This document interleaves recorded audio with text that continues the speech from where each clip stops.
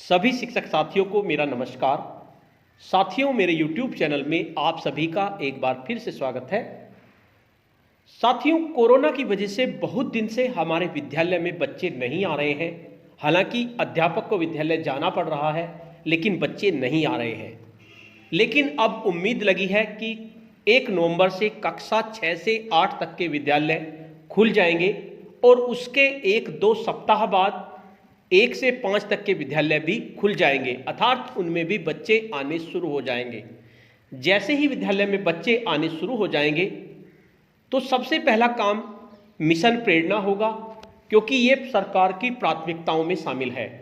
Mission प्रेरणा के अंतर्गत काफ़ी मुश्किल समय आने वाला है, यानी आपको बहुत ज़्यादा मेहनत करनी पड़ेगी। आज की इस वीडियो में मैं आपको यही बताऊंगा कि जब बच्चे क्लास में आने शुरू हो जाएंगे तो आपको फाउंडेशन लर्निंग शिविर चलाना पड़ेगा, जो आपका 50 दिन का होगा। फाउंडेशन लर्निंग शिविर की साप्ताहिक कार्य योजना के बारे में आज की वीडियो में हम डिस्कस करेंगे कि किस सप्ताह में, पिछली वीडियो में मैंने आपको बताया था कि भाषा में किस सप्ताह में क्या क्या काम बच्चों को देना है और क्या क्या हमारे लक्ष्य होंगे, हमें क्या क्या काम उन्हें कराना है। आज की इस वीडियो में हम गणित की बात करेंगे। गणित में कक्षा 1 और 2 की सम्मिलित कक्षा आप चलाएंगे और उसमें प्रत्येक सप्ताह आपको क्या क्या पढ़ाना है, अर्थात आपके प्रत्येक सप्ताह क्या क्या लक्ष्य होंगे, ये सब हम आज की वीडियो में डिस्कस करेंगे। साथियों, वीडियो को बहुत ध्यान से देखिए, क्योंकि जल्द ही आपका फाउंडेशन लर्निंग शिविर शुरू होने वाला है। इसलिए आपको पता होना चाहिए कि आपको किस सप्ताह में क्या बच्चों को पढ़ाना है, यानी कि आपके लक्ष्य क्या क्या हैं। वीडियो शुरू करने से पहले मैं आपको बता देना चाहता हूं, अगर आप चाहते हैं इस तरह की इन्फॉर्मेटिव वीडियो आपको एक प्लेटफॉर्म पर मिले, तो उसके लिए मैंने इन्फॉर्मेटिव वीडियो व्हाट्सएप ग्रुप और इन्फॉर्मेटिव वीडियो टेलीग्राम ग्रुप बनाए हुए हैं। आप चाहें तो मेरे ग्रुप से जुड़ सकते हैं। ग्रुप का लिंक आपको वीडियो के डिस्क्रिप्शन बॉक्स में मिल जाएगा, जिस पर क्लिक करके आप मेरे ग्रुप से जुड़ सकते हैं। तो चलिए जानते हैं कक्षा 1 और 2 की गणित की सम्मिलित कक्षा में आपको क्या क्या कार्य बच्चों को कराना है या क्या क्या आपको पढ़ाना है। तो सबसे पहले बात करते हैं प्रथम सप्ताह की, जो आपका 1 से 7 दिन चलेगा। कक्षा शिक्षण हेतु चयनित लर्निंग आउटकम आपके क्या क्या होंगे, यानी जो लर्निंग आउटकम आपके 1 से 7 सप्ताह के बीच में होंगे, इन्हीं लर्निंग आउटकम के आधार पर आपको शिक्षण योजना बनानी है। इन्हीं लर्निंग आउटकम के आधार पर आपको अपना शिक्षण करना है। बच्चों को इन्हीं लर्निंग आउटकम को प्राप्त करने की आपको कोशिश करनी है। सबसे पहला लर्निंग आउटकम है दूर पास, लंबा छोटा, हल्का भारी, छोटा बड़ा की पहचान और वर्गीकरण, समूहीकरण, एक से एक की विसंगति कर लेते हैं, यानी ये आपका पहला लर्निंग आउटकम होगा। दूसरा लर्निंग आउटकम होगा चित्रों में अंतर स्पष्ट कर लेते हैं। तीसरा होगा बच्चे दिए गए चित्र को देखकर दूसरे चित्र को पूर्ण कर लेते हैं, यानी कि चित्र उन्हें कोई दिखा दिया जाता है और एक अपूर्ण चित्र दे दिया जाता है, तो उस चित्र को देख देख के वे अपना चित्र पूर्ण कर लेते हैं। दिए गए पैटर्न के आधार पर दूसरे पैटर्न की व्यवस्थित कर लेते हैं, यानी कि एक पैटर्न दिया हुआ हो और उसी के आधार पर दूसरा पैटर्न वे व्यवस्थित कर लेते हो। ये आपको संख्यापूर्ण अवधारणाएं सिखानी है 1 से 7 दिन के अंदर। तो आपका लक्ष्य क्या होगा, बच्चों में संख्यापूर्ण अवधारणाओं की समझ विकसित हो जाए, ये आपका लक्ष्य होगा। तो आपको 1 से 7 दिन के अंतर पर यह कार्य कराना है। इन्हीं लर्निंग आउटकम के आधार पर आपको अपनी शिक्षण योजना बनानी है और इन्हीं लर्निंग आउटकम को प्राप्त करने का आपको कोशिश करनी है, यही आपके लक्ष्य होंगे। अब बात करते हैं दूसरे सप्ताह की। दूसरा सप्ताह आपका 8 से 15 दिन तक चलेगा।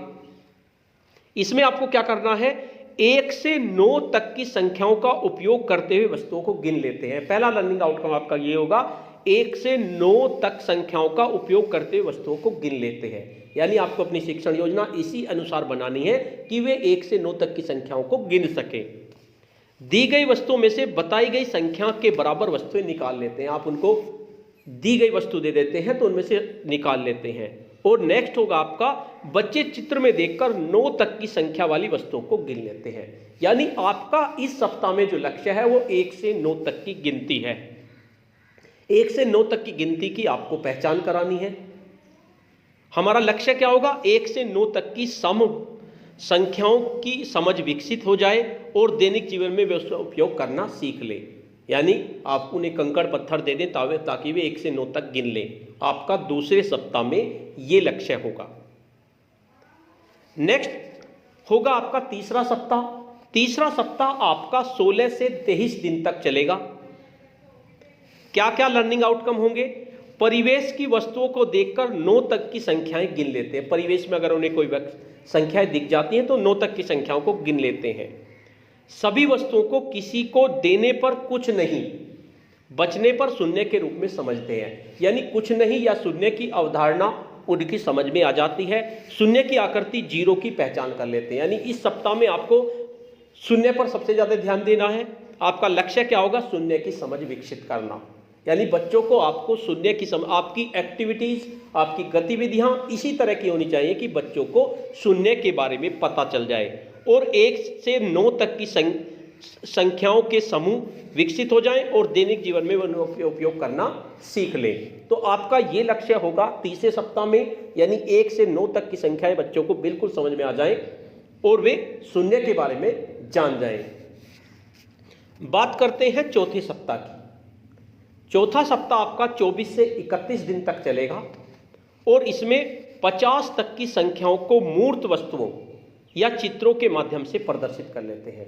यानी 50 तक की संख्याओं को मूर्त वस्तुएं जो उनके सामने हो, कंकड़ हो, पत्थर हो, माचिस की तीलियां हो, इस तरह से 50 तक की संख्याओं की उन्हें समझ विकसित हो जानी चाहिए और 50 तक की संख्याओं को इकाई दहाई के रूप में समझते हुए मूर्त वस्तुओं से प्रदर्शित कर लेते हैं। यानी 50 तक की संख्याओं को उन्हें पता चल जाना चाहिए कि 40 और 3 43 में कितने दहाई हैं और कितने इकाई हैं। ये समझ उनकी विकसित हो जानी चाहिए और 1 से 50 तक की संख्याओं को सही सही लिख लेते हो। और आपको 1 से 50 तक की संख्याओं को सही सही लिखना सिखाना है। इस हफ्ते में बच्चों को आपको पूरे हफ्ता यही काम करना है।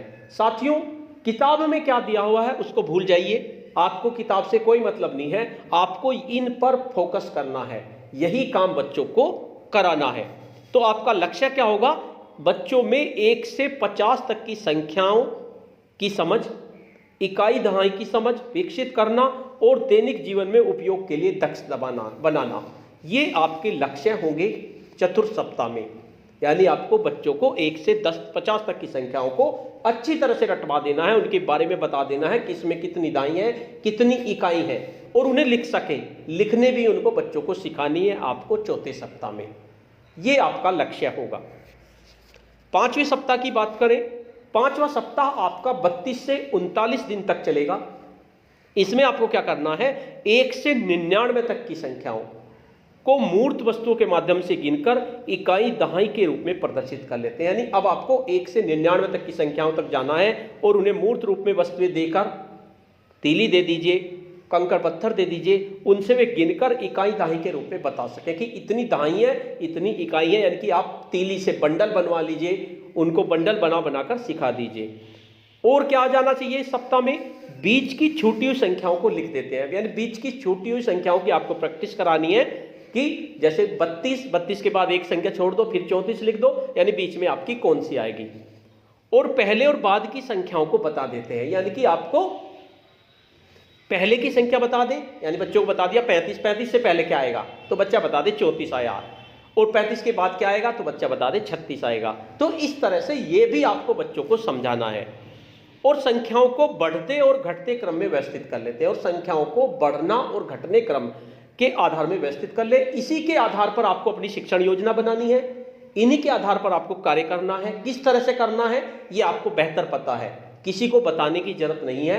आप किस तरह से करें आप पे डिपेंड करता है। केवल आपका लक्ष्य ये होना चाहिए पंचम सप्ताह में कि आपके 1 से 99 तक की संख्याओं की समझ विकसित हो जाए और दैनिक जीवन में उपयोग करने के लिए वे दक्ष हो जाएं, और 2 अंकों की संख्याओं को बढ़ते और घटते क्रम की समझ उन्हें पता चल जाए। साथियों, बहुत ज्यादा चेकिंग होगी। जैसे ही विद्यालय में बच्चे आने शुरू हो जाएंगे तो आपको लगकर इन्हीं लक्ष्यों को प्राप्त करने की कोशिश करनी है। सावधान रहने की जरूरत है, कोई मुश्किल लक्ष्य नहीं है, आप कर सकते हैं, क्योंकि मिशन प्रेरणा सरकार की महत्वाकांक्षी योजनाओं में शामिल है, इसलिए इस पर बहुत ज्यादा ध्यान दिया जाएगा। नेक्स्ट है आपका षष्ठम सप्ताह, जो आपका 40 से 47 दिन तक चलेगा। षष्ठम सप्ताह में आपको क्या करना है, मूर्त वस्तुओं या चित्रों के माध्यम से एक अंक की संख्याओं का जोड़ कर लेते हैं, यानी एक अंक का जोड़ आपको बच्चों को सिखाना है मूर्त वस्तुओं और चित्रों के माध्यम से। और मूर्त वस्तुओं या चित्रों के माध्यम से एक अंक की संख्याओं का घटाना कर लेते हैं, यानी एक अंक की संख्याओं का जोड़ और एक अंक की संख्याओं का घटाना बच्चों को सिखाना है। ये आपका लक्ष्य होना चाहिए कि बच्चों को एक अंक की संख्याओं का जोड़ करना आ जाए और एक अंक की संख्याओं का घटाना करना बच्चों को आ जाए बिना हासिल की। ये आपका लक्ष्य होगा 40 से 47 दिन के अंदर। आपको इस पर ही ध्यान देना है। हाँ, किताब से कोई मतलब नहीं, किताब में क्या दिया हुआ है, आप जस्ट ब्लैक बोर्ड पे खड़े हो जाइए और बच्चों को ये समझाना शुरू कर दीजिए। अपनी शिक्षण योजना इसके अनुसार बनाइए, अपना TLM इसके अनुसार बनाइए। आपको केवल इसी पर ध्यान देना है, इसके अलावा किसी पर ध्यान नहीं देना। नेक्स्ट है आपका सप्तम सप्ताह, जो आपका 48 से 50 दिन तक चलेगा। इस सप्ताह में आपको 3 अंकों की संख्याओं को सही सही पढ़ और लिख लेते हैं, यानी कि आपको 3 अंक की संख्याओं को सही सही पढ़ना बताना है बच्चों को और लिखना। 3 अंक की संख्या कोई भी उन्हें संख्या दे दी जाए उसको वे पढ़ ले, और अगर उन्हें बोल दी जाए तो उसको वे लिख ले। 3 अंकियों की संख्याओं को विस्तारित रूप में अंकों और शब्दों में लिख लेते हैं। विस्तारित रूप में भी वे लिखना सीख जाए, शब्दों में भी और अंकों में भी। 2 या 3 अंकों की संख्याओं को बिना हासिल जोड़ लेते हैं। 2 और 3 अंक की संख्याओं को बिना हासिल की जोड़नी भी की आपको प्रैक्टिस करानी है, और 2 और 3 अंकों की संख्याओं का बिना उधार लिए, बिना हासिल के घटा लेते हैं। इस तरह की प्रैक्टिस आपको बच्चों को इस सप्ताह में करानी है। तो आपके लक्ष्य क्या होंगे, बच्चे 100 से 999 तक की संख्याओं की समझ विकसित बच्चों को हो जाए। यानी आप बच्चों को कभी भी पूछ लो, कैसे भी पूछ लो, ये आपको प्रैक्टिस करानी है। 2 और 3 अंकों की संख्याओं का बिना हासिल का जोड़ आपको सिखाना है, और 2 और 3 अंकों की संख्याओं का बिना उधार लिए घटाना आपको बच्चों को सिखाना है। तो ये आपके गणित की कक्षा 1 और 2 की आपको सम्मिलित कक्षा चलानी है। जैसे ही आपके विद्यालय खुल जाएंगे तो उसमें आपके ये लक्ष्य होंगे। लक्ष्य कैसे प्राप्त होंगे ये आप पर डिपेंड करता है। बस आपको एक शिक्षण योजना बनानी है, इन्हीं के आधार पर वो दिखाने के लिए होती है शिक्षण योजना।